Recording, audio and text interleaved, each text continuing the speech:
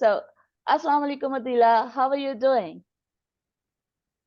وعليكم السلام ورحمة الله وبركاته. شكرا جزيلا. الحمد لله خير. I'm very well, thanks. How are you? Alhamdulillah, I'm doing well. So, you know that today's topic that we're going to be talking about childhood trauma. And I would begin with this that if you can share with my audience about this childhood trauma, if you can define a little bit about this childhood trauma, what is it, and like, how could children they could suffer through, and of course, like, till the Sure. adulthood age, it gives problem for people. Please start up with from there. Of course, of course. To start off with the definition is really that childhood trauma is anything that you witness or that you physically experience or emotionally experience that is a very intense event. Now, an intense event can be anything from natural disasters like a hurricane, like wars. It could be terrorism, there could be bullying at school, and it can also include being neglected as a child. Excuse me. So anything that causes physical or emotional distress or pain can have a lasting effect on a person. And that's really what trauma is in a definition or in a nutshell. Hmm. Okay. So, can you please share with us some common types of childhood trauma that, children they do suffer with? And again, like, further goes on with problems. Sure. Obviously, like I said, there's the witnessing of certain events. A child can witness the abuse of a parent, or somebody at school. That in itself can be abuse, or a child can witness sexual assault of another person. And like I said earlier, also, of course, physical neglect. A lot of parents overlook the fact that when a child is neglected, that in itself is a form of abuse, because children do need the nurturing, the care, the attention, the affection. And then anything that causes emotional, psychological abuse, or even sexual abuse, these are different forms of abuse or trauma that can happen. But of course, your most devastating type of trauma, murder of another person, be it, a murder, be it a suicide, or the direct death of a person in a traumatic event, especially, and it leaves the child or the person feeling many times, there is the trembling, there's the fear, the anxiety. It can lead to depression, nightmares, flashbacks. There's a whole list of symptoms that come with these different types children can experience. And of course, it affects us as adults going forward in life if we do not address these childhood issues that happens. I would also like to talk about this present situation, what is going on in Palestine, and especially children killing, children, murders going on. And of course, this sort of atrocity, is happening in Palestine. And the most important thing, like children, with this traumatic condition, they would be suffering there in Palestine. And what do you think that it affects on, children brain development, especially if I would say, for Palestine children, where they are affecting with this traumatic condition, this atrocity, definitely they would be going through with very, very severe sort of traumatic condition through with their brain development. So what do you think? What would be your thought on that? Mm. That they could overcome with this traumatic condition? What would you like to share with us? Please just go ahead with that. Look, what I would say is like I said in the definition, something like trauma and being terrorized is severely traumatic, and it causes trauma within a person, and on a level. We know that it reduces the thickness of the area in the brain that's responsible for the emotional processing of social information. So we understand that, of course, what that means is if there's continual trauma in that children witness all the time, they sometimes experience it themselves. What really happens is that the cognitive thinking ability of the brain weakens, and Mm-hmm. the part to survive grows further, and it becomes more pertinent, because remember, that person now goes into survival mode, and that's really the neural pathway that will develop more on a physical level, if I can put it that way. And we know, of course, what we learn from neuroscience is that a person within a person's brain, there Mm-hmm. is processes that works in cohesion with each other. You know, there's a synthesis, and everything is normal. Trauma, like an event like war or terrorism, or you see people dying and you have to fear for your life. You must understand those processes that are normal in a normal balanced person becomes fragmented. And when those physical processes in the brain becomes fragmented, now the brain physically is incoherent. It changes the structure of the brain itself, which our neuroscience and our medical fraternity today have proof of this fine. So when the brain is incoherent, it actually means that you as a human being become incoherent, meaning your decision making is different. And like I said, you know, if a person is constantly in survival mode, you can understand in childhood development that will affect the thinking ability, the processing, the taking in, to retain information, to study. So it's got such a large array of effects that, yeah, like I said, you know, the brain literally also sometimes will shut off so that we can survive. And what I mean by that, it will shut off some of your feelings, the emotional trauma, and you will almost go into a state of being derealized. The derealization feeling is when a person sort of feels disconnected from their bodies. And if you think of a person that is in a car accident, Mm-hmm. conscious, and why does the body make the person go unconscious? Because the body knows, I need to heal a certain part of the body that's injured. So in the same way, if the brain finds this is too much emotional trauma, I'm going to shut down certain feelings. So the person almost becomes numb. They go into this derealization state where they feel disconnected from their bodies. So it is very, very severe trauma. And many times people, they experience numbness where they cannot process, they can't feel anything. There's a sense of loss of emotion.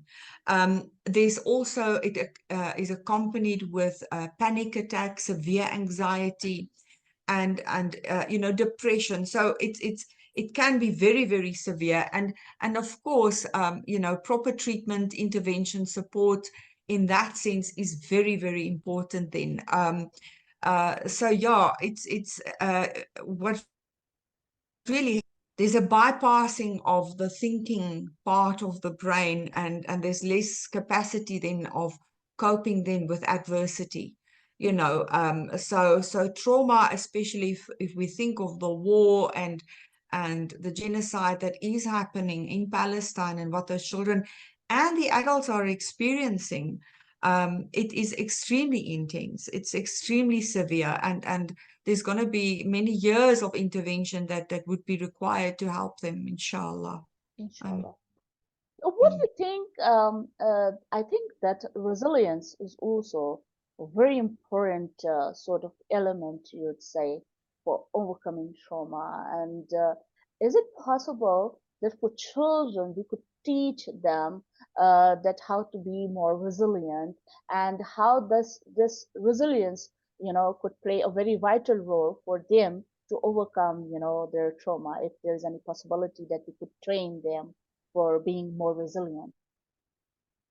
Is a major factor that how people that we all have to foster within our children as they grow up. You know, when there's small issues, is to how do we help them to overcome that. So it is something that we can teach them to become more resilient. But of course, we can't just jump from a traumatic event into being resilient. You've got to process that trauma. You've got to get all those chemicals, because remember, when you're witnessing an event that is traumatic, right? About what you're seeing. Those thoughts, your brain releases chemicals. Now your thoughts have turned into matter. That matter, that is now chemicals, lodges into the physical body. So now you exactly will feel the way you were thinking. So you must understand there's a body and a mind connection here that is happening. So um, so when we're saying we want the children, to be more resilient, we want them to overcome it easily,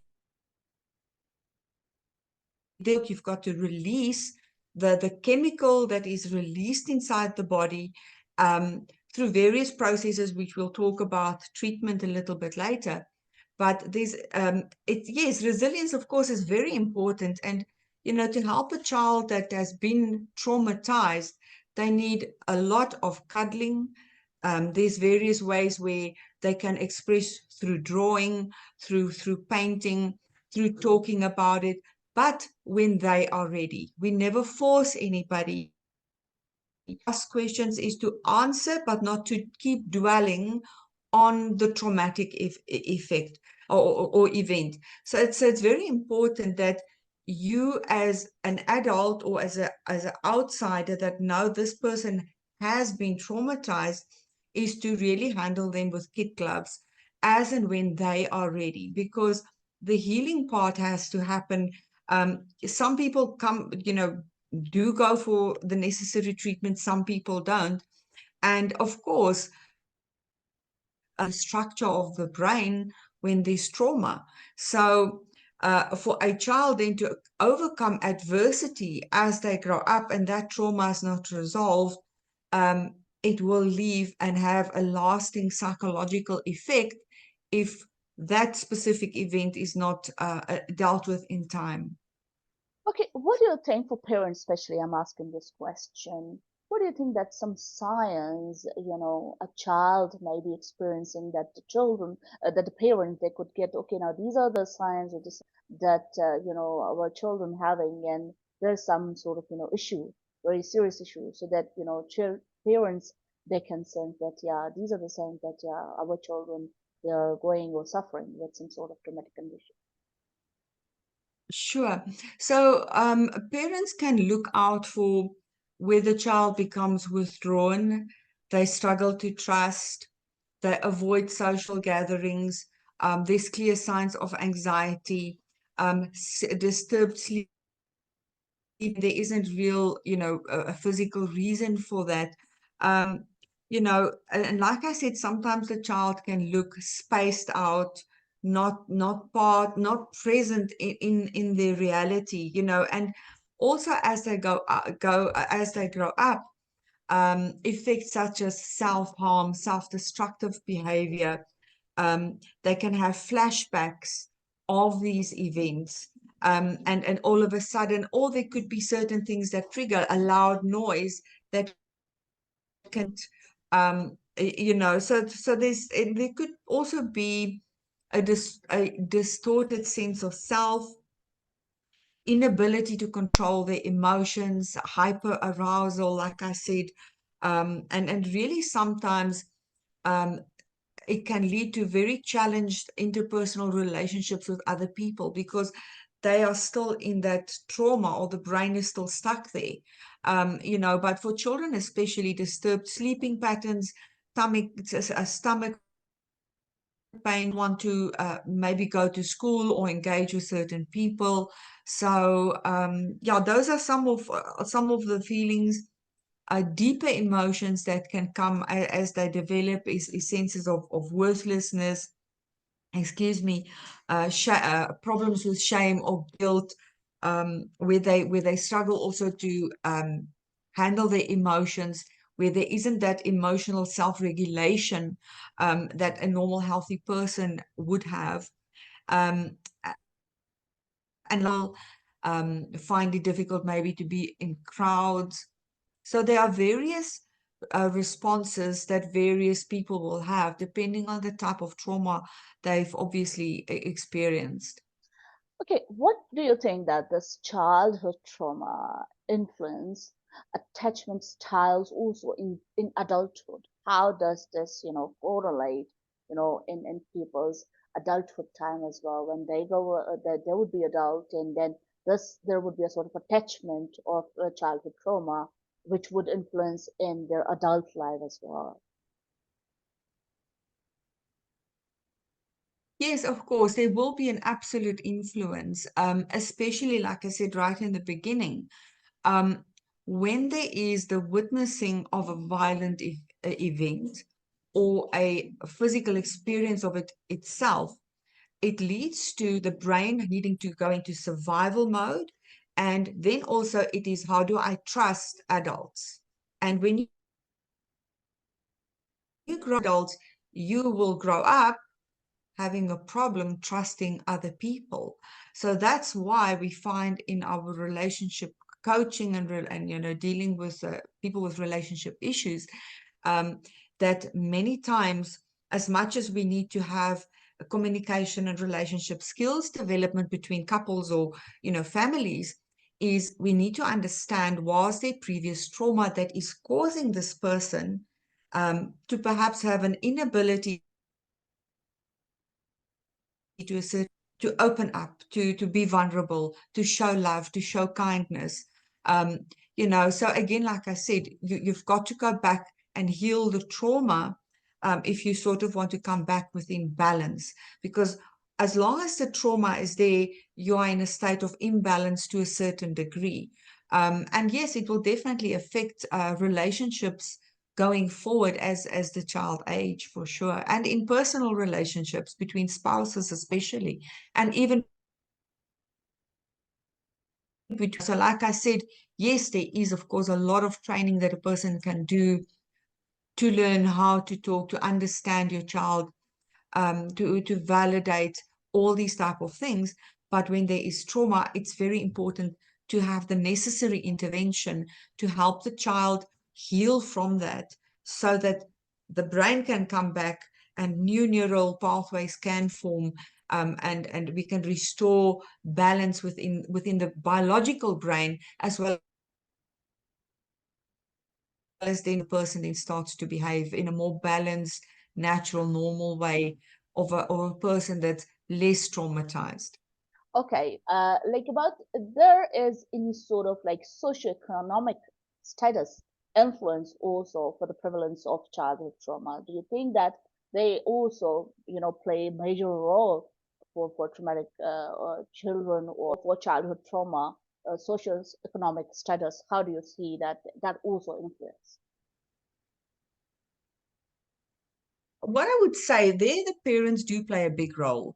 And that has got a lot to do with character development, understanding your situation, accepting, it's not just accepting it, but to have the ambition to say, you know what, have ambition. And so a lot of the parents' influence, it does not necessarily have to be trauma if a person is in.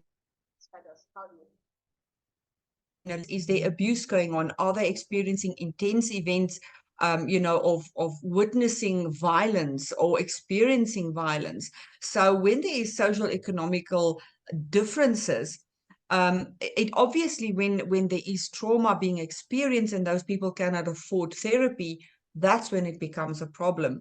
But I think in a general sense, we need to understand that there are different classes of people with different levels of income, and we can't say that people is all traumatized. No, not at all. It's all how you deal with it and how you teach again your child how to deal with it. So no, I wouldn't regard that as a trauma. It is something part of their character building that parents play a very vital and important role to help the child understand And also, of course, that can be a motivation for them to have ambition and to grow and to prosper and to achieve more.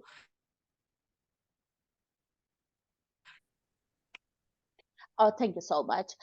So now let me pose another question. And what do you think that about sort of complex trauma, and how could we differ it from single incident trauma? Is it some sort of, difference you find out, oh, something is very complex and the other problem maybe would be mitigated with time? How do you see it? Please just elaborate it.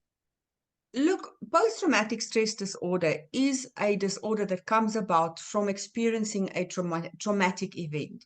Now, in my personal experience is also that complex post-traumatic stress disorder is almost where there's a continuation of trauma over a longer period of time, and it is extremely intense. And it is, in most cases, untreated. The person doesn't go for treatment or get the necessary support. And especially with the complex post-traumatic stress disorder, that is a disorder that develops due to trauma, is that person, like a disconnection from their body, a great sense of numbness. They feel nothing. They can't even feel love for their children. They are literally disassociated really from the emotions of the body, which makes them feel to a level where they are spaced out. So they're not fully present. And like I described earlier also, is that a person, when you are traumatized, the natural processes in the brain that functions in cohesion and working biologically. So what happens when your brain is incoherent, you start being incoherent as a human being. So you can start making decisions that you normally wouldn't make. And that is what we find a lot in our cases of domestic violence, abuse, where a lot of the people cannot make the right normal decision as a normal functioning healthy human being, because they are in such a state of incoherence. And a period of time, because also what happens, remember, when you are traumatized, like we said earlier, you go into a tunnel vision, because now, in other words, your brain is not functioning proper, Mhm. you are incoherent. And so your thinking capacity, which is your frontal lobe, is now less, and your survival mode is taking over. Now, when you're in survival mode, you become through this problem, and people, the basic instinct of survival is fight, flight, freeze, which could also be, where you submit. When I say, for example, flight is, in that state of incoherence, you pack your bags and you leave. Or, the first person you see that said, I'll help you, you'll get in the car and go. So you will make incoherent decisions that you normally wouldn't make. So complex post-traumatic stress disorder is very severe, and actually not only gets the intervention, but even the support at home, Mhm. especially because of that derealization process, where they feel so disconnected and numb. They need a lot of physical touch, hugging, especially grounding, walk with your bare feet on the grass, sit on the grass, spend some time in nature, come back into the present moment. So those are little things that people can do. But of course, your is very much required when there's any type of trauma, really, that, extreme events that people do experience. So it is very important. So, do you think this childhood trauma also contribute to the development of personality disorder? Meaning, like people, they were traumatic and they become adult, and somewhere somehow it's also disrupting their personality, to bringing up some negative effects in their personality. How do you see it, and what do you think that could be the solution for that? Well, absolutely. Remember one thing: if you come from a household where there is domestic violence, where there is one partner intimidates the other partner, or there is physical abuse, and this child grows up witnessing this experience. Remember, your brain gets, your subconscious mind gets programmed from the third trimester that you're up till the age of 7 years. This is all proven by neurobiologists, etc. So what happens is you are basically in a theta state. You are in a hypnotic state from the third trimester of being in mom's belly right up till 7 years. So that is when your program is written in your subconscious mind that this is life, this is how life works. So that child in future can either turn out to be an abuser, him or herself. They may remember certain events, and or they will, lash out, and they would ask themselves, I don't know why I'm doing this. And it's because of that past memory of the childhood trauma that has never been healed. So yes, it definitely influences. Remember one thing, if we as adults call ourselves, I'm going to use an analogy, if we are a warped mirror, and your child looks at this warped mirror all the time, you are definitely, as a child, believing that. If we don't straighten ourselves out as parents, you are going to definitely affect your child, because children do what we do. Like I said, that programming takes place in the first 7 years of a person's life. So either they learn to become an abuser themselves, or they become the opposite, where it's okay, people can abuse me, and they become the victims of abuse. So both really, it's there's adverse effects on both ends. Mm. We as adults have to take responsibility. We've got to look at ourselves. How well do I know my child? How well do I know how to communicate with my child? How well do I understand behavior? And the sad part of communication and relationship skills, and skills development, it's not taught in schools. Parents are not taught these skills. A child is not born and said, here's the handbook, that's how you raise a child. So it's got a lot to do with ourselves. um, we've got to take responsibility. If you've got a disrespectful child, ask yourself, how well are you treating your child? Because if a child is like a little sponge that's going to take in all this programming. Now, if you disrespect your child on a daily basis, you use curse words, you disrespectful, you don't show kindness or love, you must understand, chances are that child, because they don't know any different. For them, that is how life is. Because you as the adult are responsible to teach and to treat your child with love, with respect, and teach them character and good skills. Good character development really is in the hands of the parents, because the child is a growing, developing human being. You as the adult are responsible. So it's very, very important that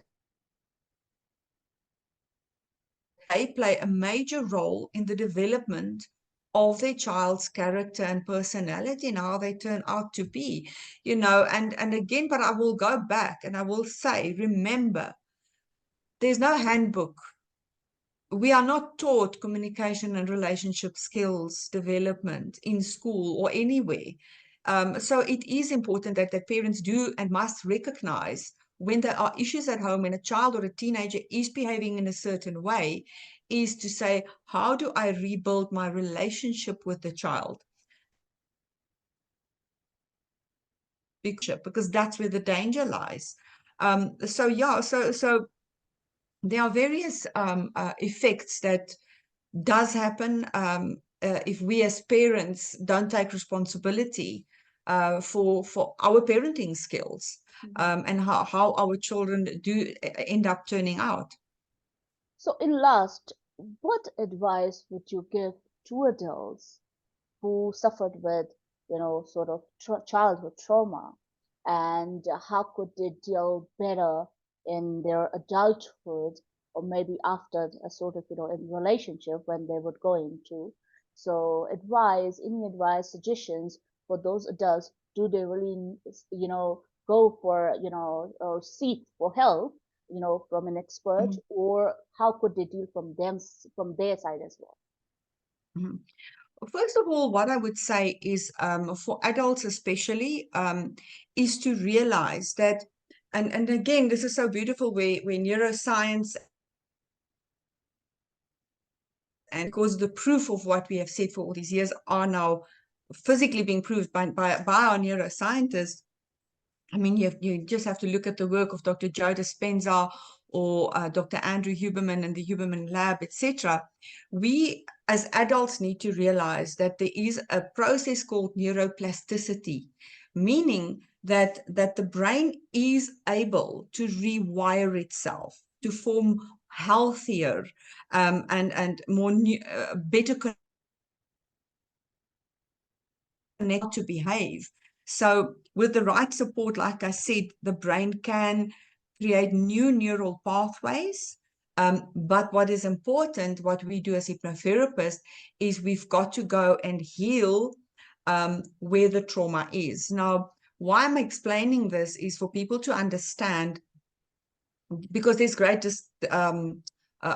misconceptions with regards to the type of treatment, especially pertaining to hypnotherapy, is hypnotherapy, but you are always in control. This thing that you are not in control, stage hypnotists also study psychology, and they'll choose the girl that wants to be on the stage, the guy that wants to show his muscles. They are all game. They're all part of the plan. They want to be there. And then there's always this one or two that they cannot hypnotize. Why? Because that person, you are always in control. They are not, that is as simple as it is. So the point is, what people need to understand, when so that you switch off the outer senses, you bypass the critical faculty of the mind, so you can enter the subconscious mind where your programming is written.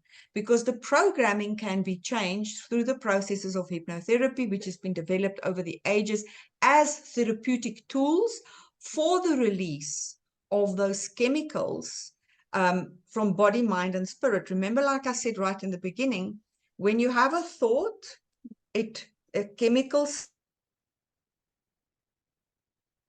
thinking. So there's a mental process that happens as well as a physical process. So you'll find in hypnotherapy, it is to connect to where exactly this discomfort is sitting. You tap into, because energy flows where attention goes.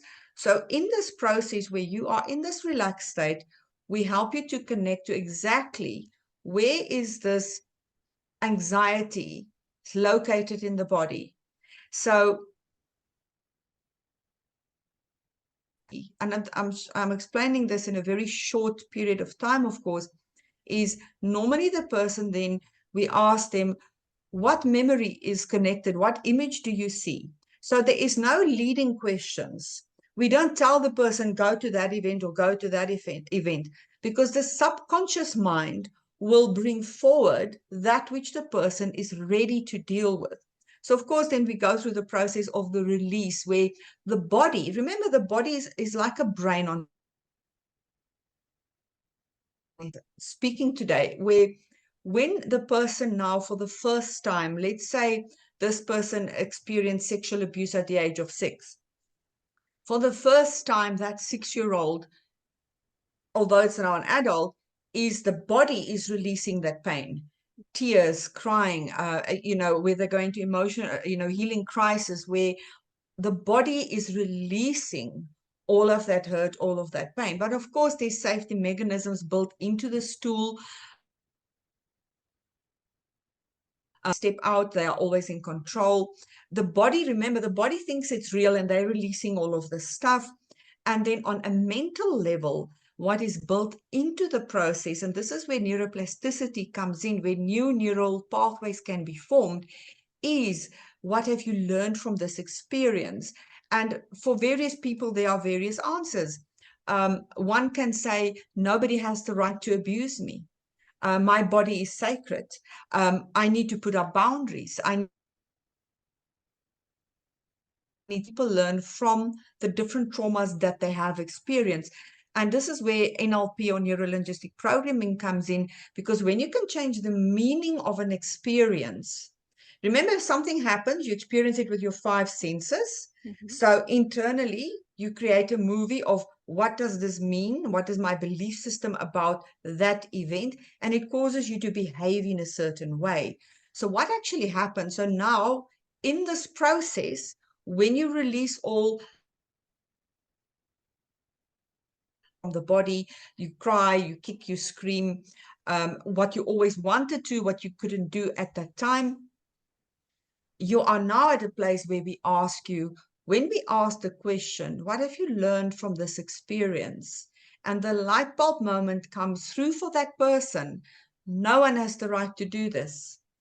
Or I need to have a voice. I need to tell people no, or I need to stand up for myself. So for every person, there's a different lesson that they learn from whatever